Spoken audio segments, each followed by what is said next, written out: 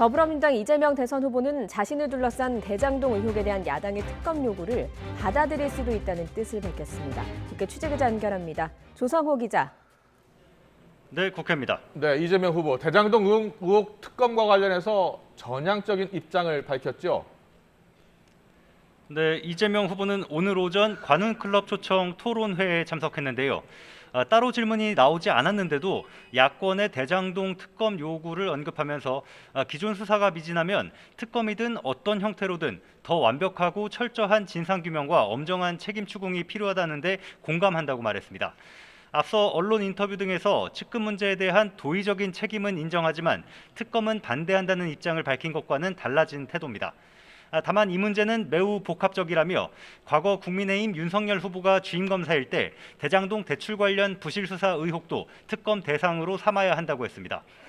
그러면서 윤 후보가 본인이 연루된 고발 사주와 부인 장모 관련 의혹에 대해 동시 특검을 주장하는 건 수사 회피와 지연 목적이라는 생각을 지울 수 없다고 날을 세웠습니다.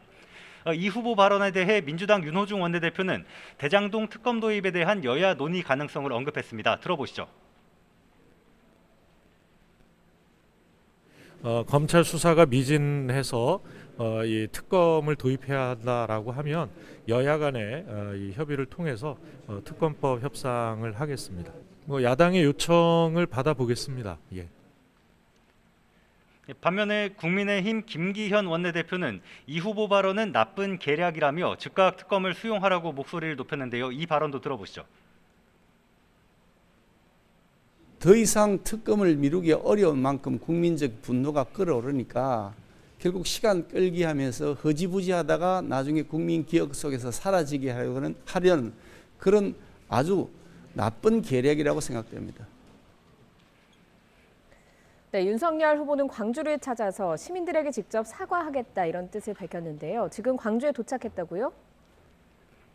네, 지금은 광주에서 일정을 소화하고 있습니다. 윤석열 후보는 전남 화순부터 들렸습니다.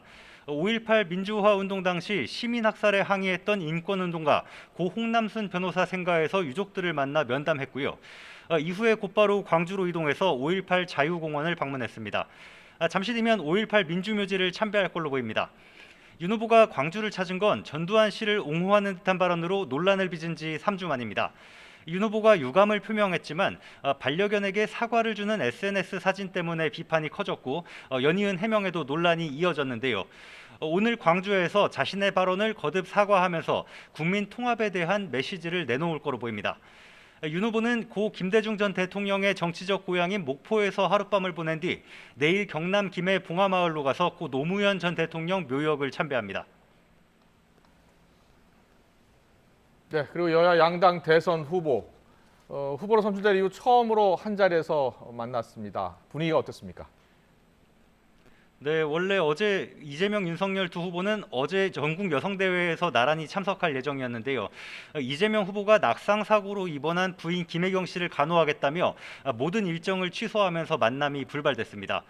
이 후보는 오늘 오전에 한 경제지가 주최한 행사로 공식 일정을 재개했는데 윤석열 후보 그리고 정의당 심상정 후보도 이 행사에 참석하면서 후보 확정 이후 처음으로 두 사람이 얼굴을 마주하게 됐습니다.